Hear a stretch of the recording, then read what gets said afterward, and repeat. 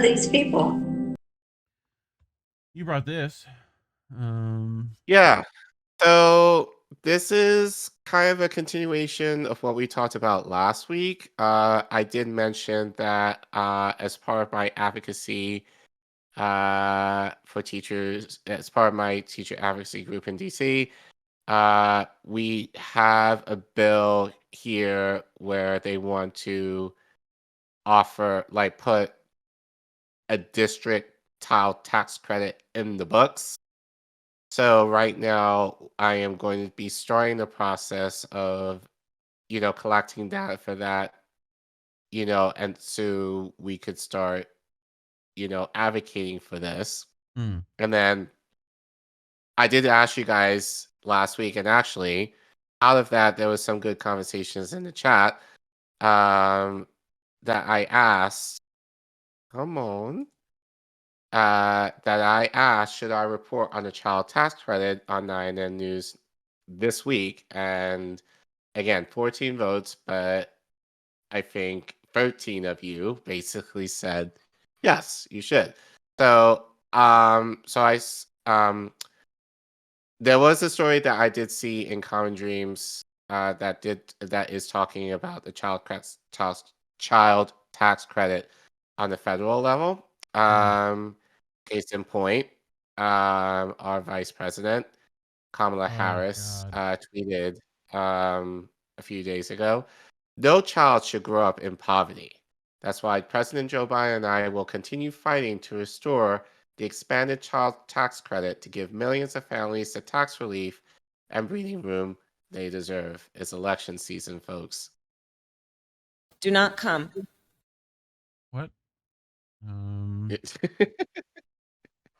I'm sure we could get another clip of Kamala saying something else other than that, I'm though. sure, but what else do you need to listen to her about, Yeah. So, yes, Dr. Nick, the child tax credit did end. But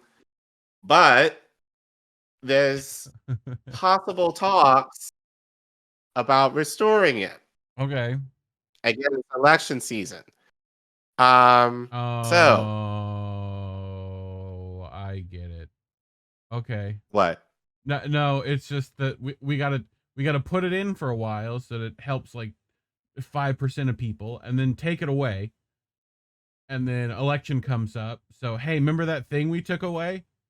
Like, we'll give it back to you if you vote for us. Like, okay. Well, here's the issue. Well, you kind of spoke into that. You kind of spoke into my point a little bit. Yeah. So this article that I found that actually inspired me in light of our conversation, I was like, I want to talk about this a little bit more in depth. This is Jake Johnson.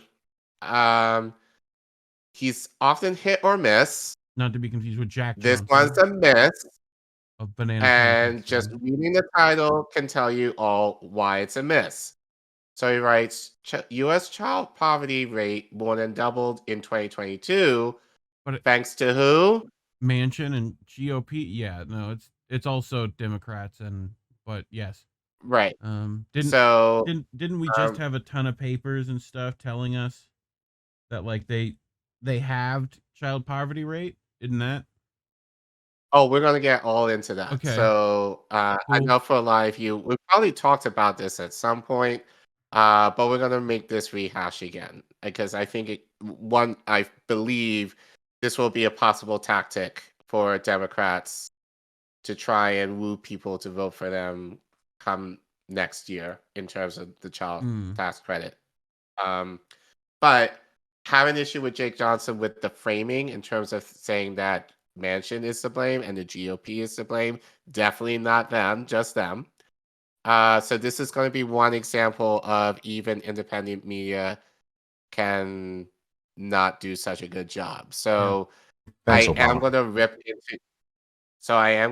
into Jake a little bit, and I'm also going to rip someone else into this a little bit as well.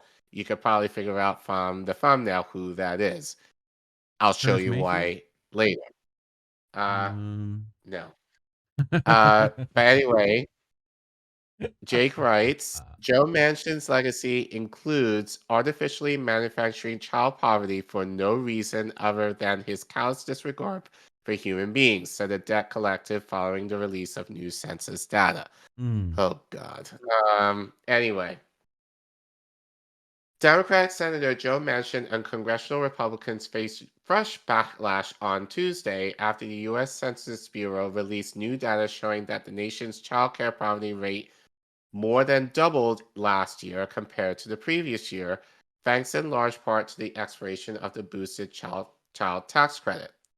The expanded child tax credit, an American Rescue Plan policy that sent eligible families up to $300 per month for each child, and eliminated the original CTC's regressive phase-in, helped push the U.S. child poverty rate to a record low of 5.2 in 2021. But the program expired at the end of that year after Manchin, who supported the ARP, opposed an extension, basically claiming that some parents would use the money on drugs instead of their children. Survey data showed that most families, including those in West Virginia, use the money to buy food and help with rent, along with other essentials. Joe Manchin's legacy includes artificially manufacturing child poverty for no reason other than his callous disregard for human beings, the debt collective wrote on social media. Congressional Republicans who unanimously opposed the ARP also rejected calls to support an extension of the boosted CTC, part of a broader pandemic-era safety net that is now collapsing. The result of the program's expiration, as predicted, was a devastating surge in child poverty. According to the new Census Bureau data, the child poverty rate rose from 12.4 in 2022, the largest single-year increase on record.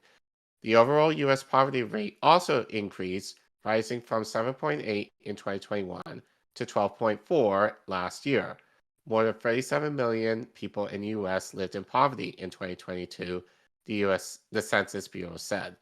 Today's sudden rise in poverty is the direct result of policy choices, including Congress' decision to allow the successful child tax credit expansion to expire, said Sharon Parrott, president of the Center of Budget and Policy Priorities.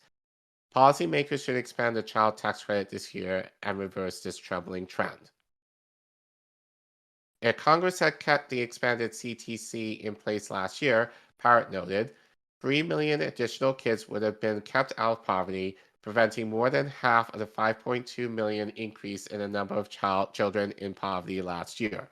The child poverty rate would have been about 8.4 rather than 12.4, Parrott said. I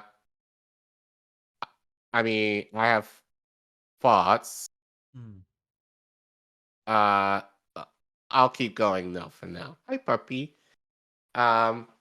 Ellis Good and Ishmael Sid Martinez of the Economy Policy Institute echoed Parrott's assessment, saying in a statement that if policymakers were willing to maintain the pandemic-era CTC expansions, a much smaller share of children would be living in poverty. More ambitious but economically sustainable expansions for our generally stingy welfare state could essentially eliminate poverty completely, they added. We know this vision isn't politically realistic in the short run, but policy lessons of 2020 and 2021 should not be lost with today's report. In his response to the new data, President Joe Biden placed the blame on the child poverty increase entirely on Republican lawmakers, not mentioning that Manchin's opposition was ultimately decisive in the evenly divided Senate in 2021. So, What? Oh, you probably I froze again. Weird. Why you freeze? I froze. Why you freeze? Unfreeze. You're not frozone. Do I have to move you again? Weird. Weird Discord. Bip. Bip. Welcome back. Thank you. You're welcome. I froze again. I know. So, where did I get cut off? No, you were good. We heard you the whole time. That's what's crazy. So, weirdly enough, you freeze again. You there? Collin? Froze again. There it goes. We hear you.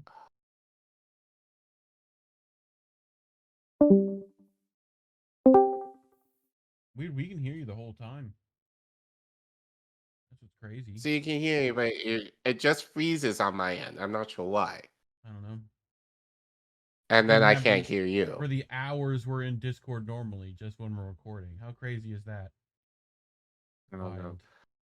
Anyway, what were you saying? You were saying something. So correct me if I'm wrong. This sounds like something similar to like the student debt like moratorium and the eviction moratorium, where it's like we're going to put these things in place without actual anchors that actually make sure that they stay, because we know the opposition is going to get rid of them, you know, and then come election season, we can use it to like bludgeon people to vote for us, to shame people. And whatnot. Right. Okay. Right. You won't go outside. So, yeah. Yeah. Okay. Does Puppy agree? Yes, probably. He's more important about the squirrels that are in her yard. Come on. Yeah. So anyway, today's census report shows the dire consequences of congressional Republicans' refusal to extend the enhanced child tax credit, even as they advance costly corporate tax cuts, Biden said. We cut child poverty in nearly half to record lows for all children in this nation, largely by expanding the child tax credit. Hold on to that sentence. Okay? Keep that in mind. Holding it. Last year, congressional Republicans insisted on raising taxes on families with children. The rise reported today in child poverty is no accident. It is a result of a deliberate policy choice congressional Republicans made to block help for families with children while advancing massive tax cuts for the wealthiest and largest corporations. No mention of your boy Manchin, who blocked the bill and made a big stink about it. See, this is why, like, no one should take. Yep. I can't. Like, I just can't, because it. And people say Republicans are the lesser, like, the greater evil here. Like, because even the shittiest of shitlers will acknowledge that Joe Manchin is shit. And if he really was that bad, or if he really was that callous, like, Biden should remove him from any leadership position that he currently has in Congress. He has not done it. Right? Yep. So, so that basically just shows that he's just, he's a rotating villain, as we say in the space. So, anyway, shortly after the Census Bureau published its data, Senator reporter Joseph Zebelos-Roig asked Manchin whether he's had second thoughts about opposing an extension of the child tax credit boost now that its expiration has reduced a record increase in child poverty. I'm sure, and we know what he's going to say. It's deeper than that. We all have to do our part, Manchin replied. The federal government can run everything. What does that mean? Well, I don't want to know what. Yeah, that's Manchin. The federal government can't run everything. No, he's trying to say it's communism to give, like, kids, like, to help people is communism. We can't. Government can't run everything. Like, well, it could if it wanted to. He's right in a sense. It is deeper than that, and we'll get more into that in a few minutes. So he's right there. Well, in my interpretations, he's right there. Like, but yeah, I think, as you said, he's going to associate that with socialism. So yeah. The West Virginia senator said he had yet to see the new poverty figures. Senator John Fetterman said in a statement that the new census data is just completely heartbreaking and deeply disappointing. Which Fetterman said that? Is that the second clone or the third clone? Who knows? It's also a Pacific choice, Fetterman added. A spike in child poverty like this didn't need to happen. Congress had the chance to extend these programs that would keep our children fed and boost working families out of poverty. But it didn't. It's shameful. In the richest country in the world, no child should have to go through this. And now it's on us to fix this problem that shouldn't have been created in the first place. All right. So remember what all that we had to say. So as I said, you already kind of showed that Manchin isn't the problem here, right? Sure. So now we're gonna go to RBN for a minute. Now I'm gonna say this with full transparency. I know that Dr. West has gone on RBN to kind of talk to him about his campaign. I have not watched any of them really. Maybe like a couple of minutes here and there, but nothing substantial. So I was actually looking for something else because I know, shout out to Nick, I know he's talked about the child tax credit before. This is one of the clips I found that they talked about this recently. I think this clip that we're going to show was in the last 2 months. What I found interesting was the conversation that Nick and CJ were having with Dr. West in terms of the child tax credit in light of very recent events. Yeah. So let's play it and we'll see what I'm talking about. And I probably might ask you to pause at some point, but here we go. Action. And I want to talk about the Democratic Party and cutting child poverty. Because to me, cutting child poverty, this idea is a capitalist smoke and mirrors. Because how can you cut child poverty without cutting the parents' poverty? That's, to me, is absurd on its face. Is that... Pause there. I mean, it's like... So basically, look, I'm not knocking the child tax credit at all. I think it's a worthwhile thing. But why are we talking about helping the children without helping the parents? Yeah. Like, you can't talk like, and that was something that, right. How about just end poverty, period, for everybody, right? Not just the kids. Like, you're going to give the kids money while the parents are suffering? That makes no sense. But somehow that's almost accepted because they're kids, that we have to help the kids and not help the parents who are trying to raise their kids. So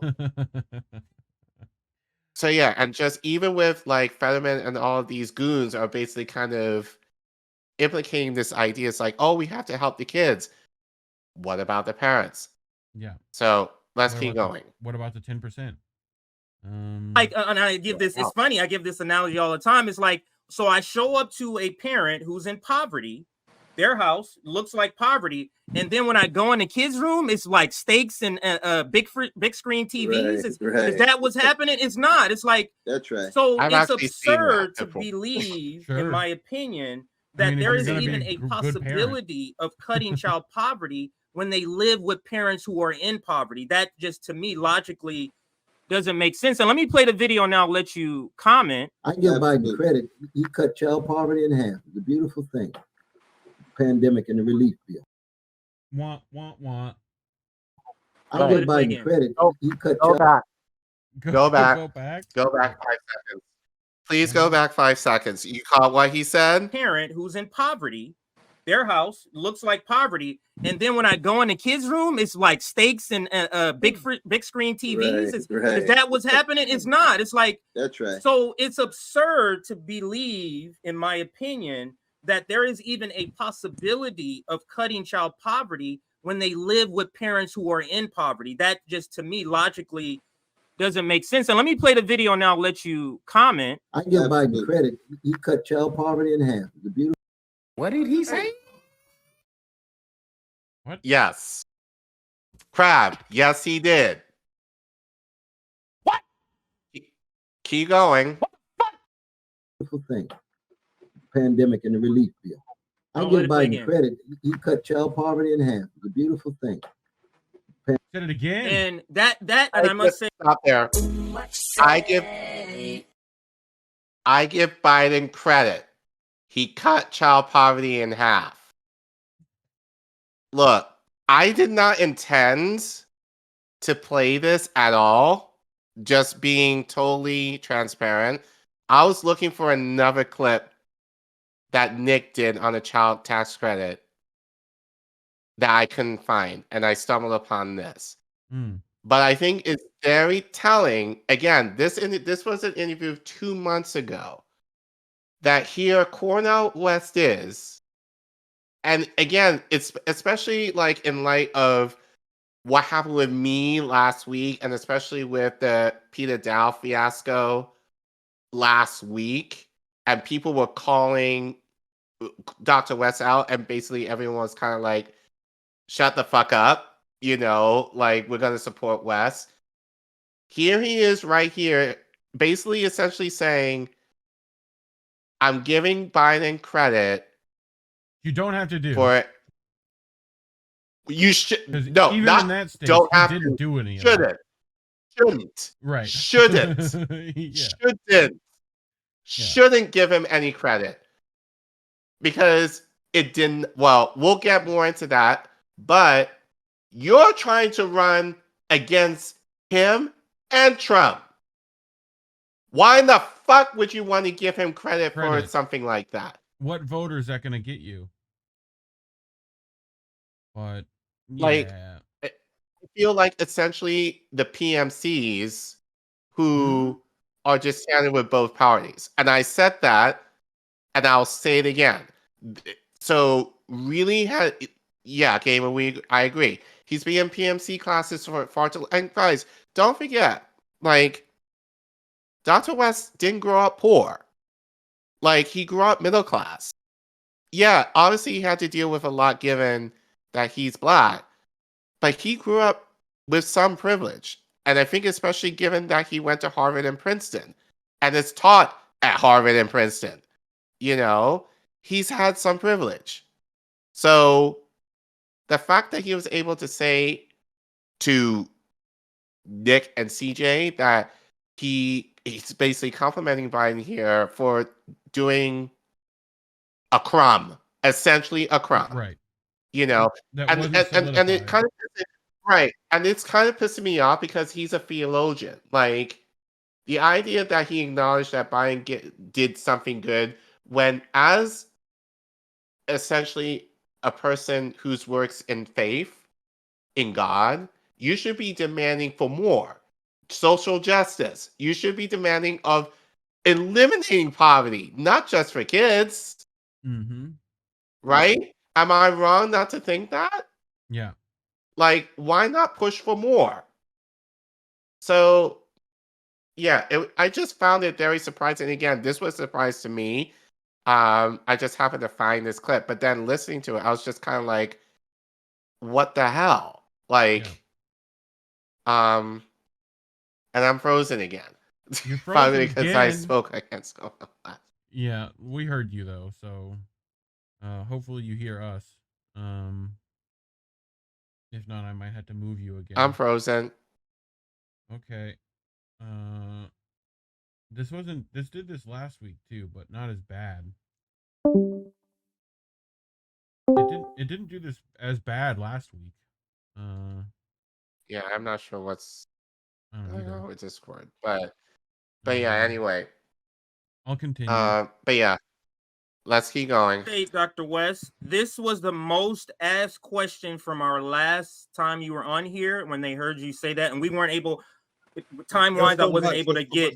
Yeah, I wasn't able to get in and ask you to clarify what you meant. But this was the number one thing that was asked. It was like, what is he talking about? That's not a thing. Cutting child poverty. So, what everything I said? Do you want to? Can you speak to that, or what do you mean, or further give further details about what you're thinking on cutting child poverty without cutting parent poverty? Right. I mean, one is that it raises questions about the categories that we use. can we use a category of child poverty that in some way is separated from the poverty of the parents themselves? Now, social scientists do have different ways of measuring this.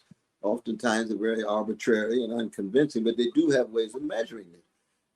Marion Wright Edelman, as you know, Children's Defense Fund, the whole project was around child poverty. It was not so much around the poverty of the parents. And child poverty was always higher. Child poverty, 23%. Parents using 18%, for Black folks, 39%. For children, they say for everyday Black folk who are adults, it's around 21%. So it's always much higher. So they must have some indices or criteria that allows them to make these different kinds of claims. Yeah, so then when they had the relief bill and they gave the money directly to the parents for use for children, right, within those few months, the child poverty did go down. They didn't measure so much the parents' poverty, but the child poverty did go down because they had billions and billions of dollars that went directly into the homes so that food security would be able to be addressed more effectively. And that happened during that bill. Then they allowed the bill to expire. So it was clear they had no fundamental commitment. That's the end of that particular dialogue that I had with Sister Savvy, right? Mm-hmm. That it was clear they had no commitment to trying to alleviate child poverty, but they happened to cut it in half. And that was something that people were talking. So they had no commitment. They had no commitment. Yeah, I pressed spacebar on accident. Okay. They had no commitment, but yet they did it. Now you're finding out that no commitment part, like, is coming up, you know? So it did go down because they had billions and billions of dollars that went 18% for Black folks, 39%. Right. I mean, one is that it raises questions about being unconvincing, but they do have ways of measuring it. Marion Wright, the criteria that allows them to make these different kinds of claims. So then when they had the relief bill and they gave the money directly to the parents, that it was clear they had no commitment to trying to alleviate child poverty, but they happened to cut it in half. And that was something that people were talking about statistically, empirically, social scientists and others. That's what I had in mind. Yeah, I was one of the people. I was going to say, I was one of the people that received the check. I was one of the people that received these cut check. So I'm basically just saying, I'll give it to you, Nick. I'm basically saying even these social scientists that come up with these ideas are living in a capitalist system and they believe in capitalism too. So it's not, to me, it's not an effective argument that capitalist social scientists have come up with these smoke and mirrors sort of ways to measure child poverty. It's very simple. The child is and living in poverty if their parents are. It's very simple. You know what I mean?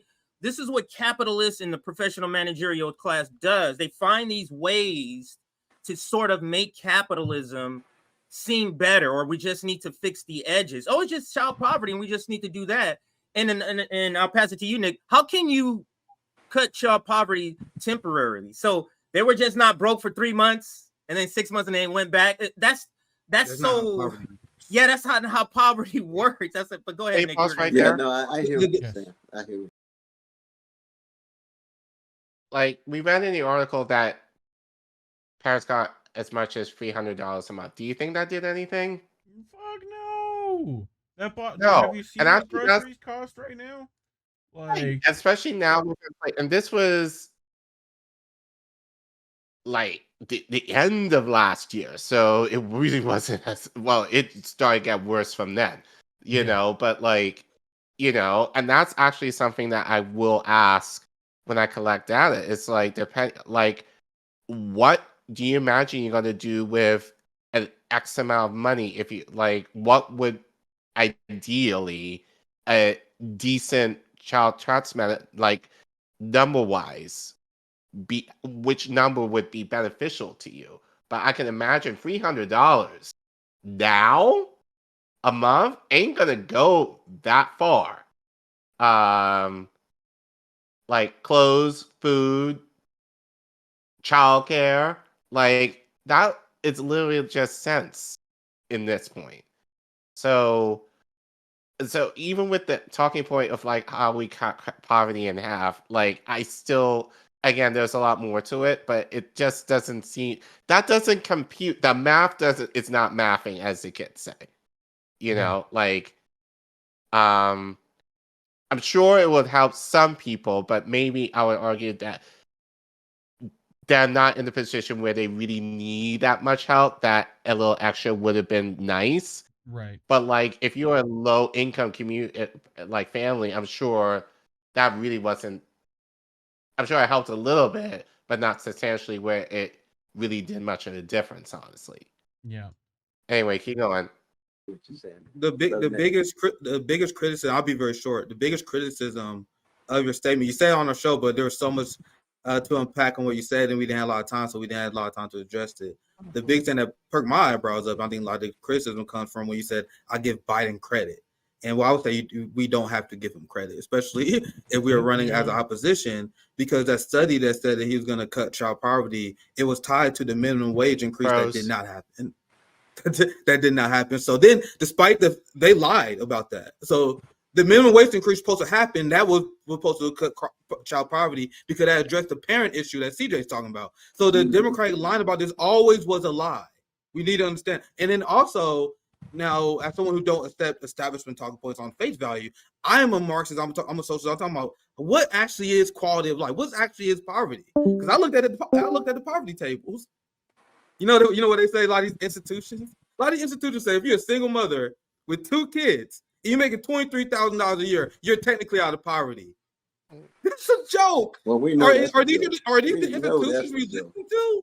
Are we listening to these institutions to define poverty for us?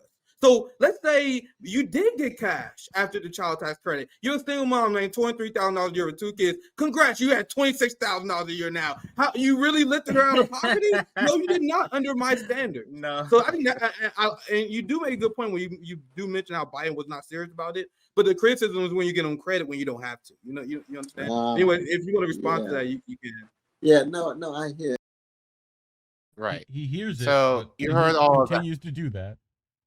Right. So honestly, like, this shocked me. You saw, like, when we, I think you heard it, like, when we were prepping, like, basically, I was just kind of like, what the fuck is this? But no, but I think it gives, especially what I went through last week, what Crab went through last week that I talked about on his show the other night, and then watching this in that context, it was just kind of like, yo, we really got to be really careful with talk. And we kind of talked about this anyway. Yeah. We weren't necessarily jumping the boat on Cornell West initially. But this just gives more credence to what I was kind of saying over the weekend regarding Peter Dow, but also this is shit for Cornell. Like, dude, you're a theologian. You shouldn't be like promoting like these incremental bullshit. Like, time to flip over tables. Like, if you're a man of the Bible, like, you should be calling for eradication of poverty completely. Yeah. Like, but anyway, so like, I brought this up to back up what DJ and Nick was saying, because this is something that Dr. West should have been discussing with them. So this is from the Children Defense Fund. This article is written by Nina Dixon Davis. Yeah. Where she asked, what would raising the minimum wage mean for children? Hold on, hopefully this works. There we go. Yep. Go back up. No, there we go. All right. So she says, improved financial security, improved health, and improved lives. Just a few of the things raising the minimum wage from $7.25 to $15 an hour can accomplish for grown-ups. But what about the 15 million children who live with a worker earning under $15 an hour? What will raising the minimum wage mean for kids? A recent Center for American Progress report suggests that raising the minimum wage to $15 an hour, along with eliminating the sub-minimum wage for tip workers and workers with disabilities, means better outcome for children too. These gains include increased household incomes for children in all 50 states, better educational, behavioral, and health condition outcomes, and decreased child poverty. So notice how it says decrease, Yeah. not eliminate. Yeah. Right? Mm-hmm. So how can we eliminate? And that's the thing that we should be talking about. How can we eliminate poverty, period, not just child poverty? Like, give them a minimum wage. And even, again, this reference to what CJ was saying, like, these parameters that people are saying is still within the capitalist system. Like, Bernie, we reported on this, is now pushing for 17. Mm-hmm. DC, where I live, is now at 17. And we just read like a few weeks ago how there's a sandwich shop night near me that are striking to get a minimum wage, even though it's 17. So 15 is not going to cut it in this day and age. So it's still kind of shit. Yep. Decreased. How about eliminate? With a 2019 Congressional Budget Office analyst finding that an increased minimum wage would lift more than 50,000 children, 500,000 children out of poverty. Yeah. Important caveat, wages alone can't tell the full story of children and families living in poverty. As Sean Femstad, senior fellow at the Center for Economic and Policy Research, points out in a Politico check on President Biden's claim that the current minimum wage is a poverty wage. The poverty standard used by the White House is outdated. We've also reported on that. Yeah. In other words, the poverty standard does not account for the cost of childcare, health insurance, transportation, or other necessary goods and services because it reflects a 1950s and 1960s living standard. That's because, Jack, that's the era I remember. Like, fucking, but what was it? Wasn't it Biden that was like, that's what more kids need in the home is parents who play a record player. Like, that's like 1950s, 1960s shit too. Right. But no matter the metric used, raising wages is important for adults, important for children, and important for racial equity. The CAP report notes that half of all children living in households with a worker making under $15 an hour are Black or Latinx.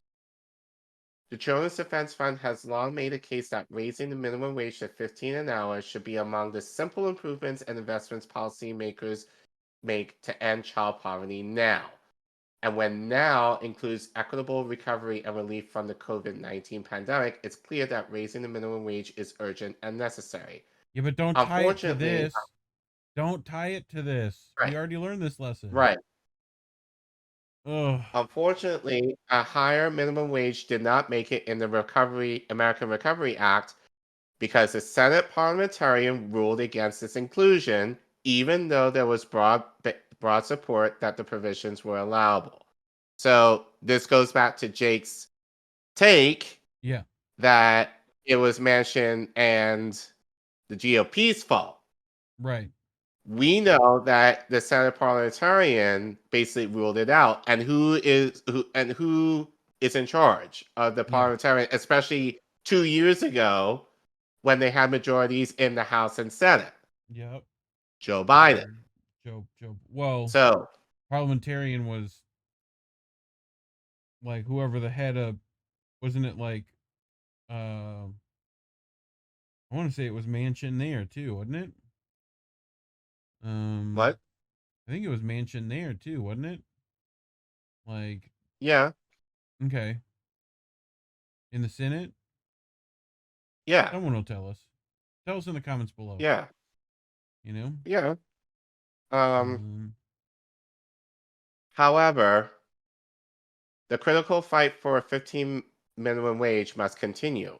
If Congress wants to get serious about improving outcomes for kids, it should enact the Raise the Wage Act of 2021, which calls for gradually raising the federal minimum wage to $15 an hour by 2025 and phasing out the sub-minimum wage for tip workers and people with disabilities.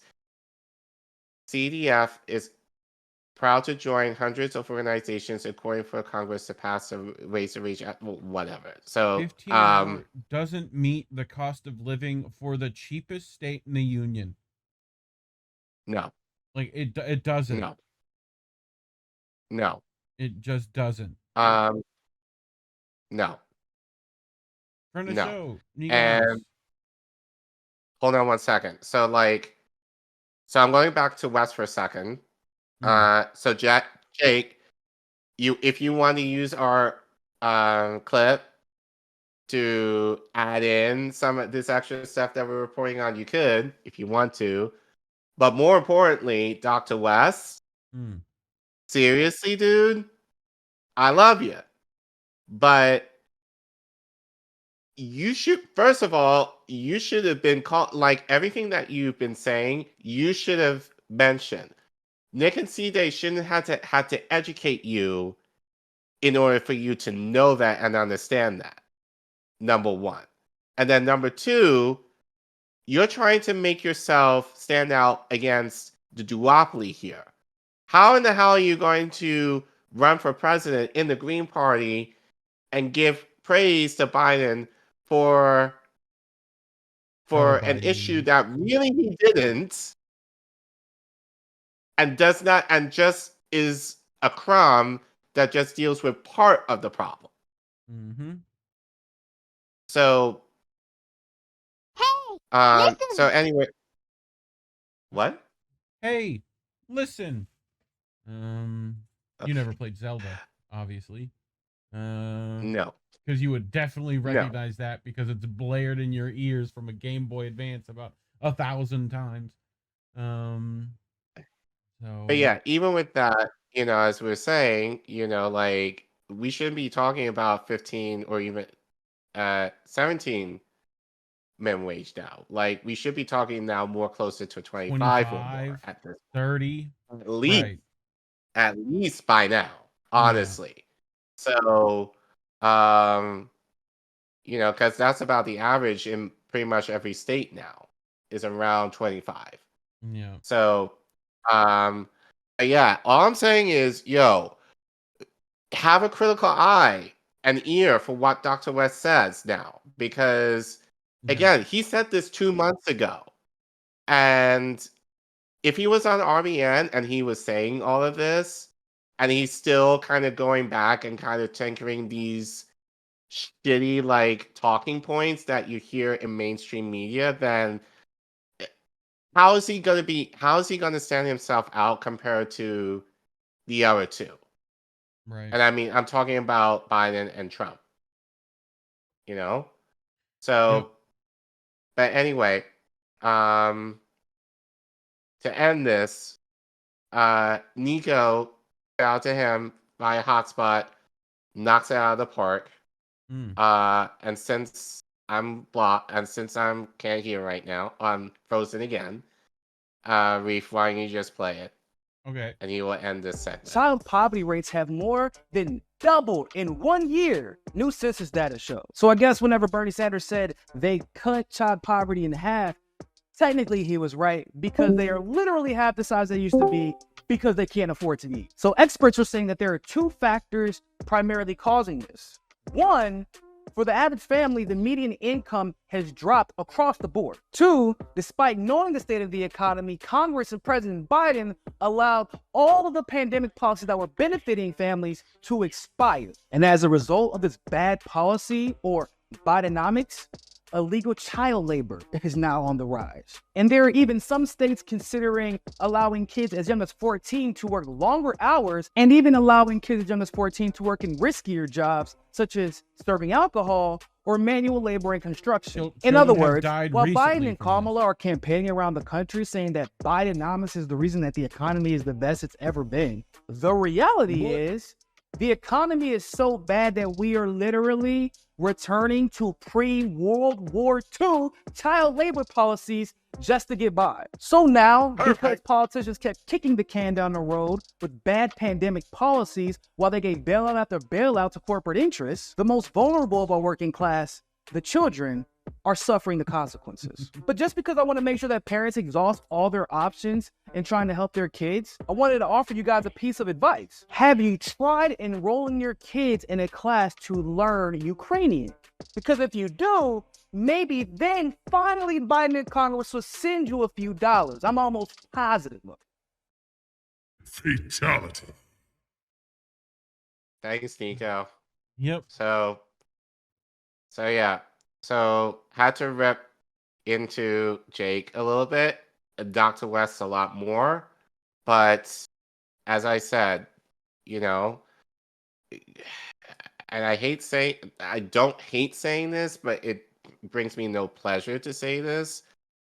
Yeah, we gotta watch for Dr. Collin West and whatever, and like the words that are coming out of his mouth as from now. And I think the only thing that I kind of take away from this is I have to watch him with a much more critical eye than I probably had prior to even maybe last week. But now, just given what he said, like, again, this was 2 months ago, dude. Like, giving Brian credit for bullshit. Well, you do rip into Johnson here. All due respect, but Senator Manchin and GOP aren't the only causes of child poverty increasing. Improvements in child poverty are tied to increasing the minimum wage, which is linked to Senate parliamentarian and the Democrats' lack of urgency. At Common Dreams, we love you guys, and we refer to your organization frequently on Get Indie News. However, sometimes we notice that we have to tell our community the full scope of stories you cover, as they sometimes omit the perspective of independent voices. Yep, couldn't agree more. You know, let us know in the chat what you think. Go in the comments down below. Put it in there. Like, subscribe, do all the stuff. Appreciate you. All right. Anyway,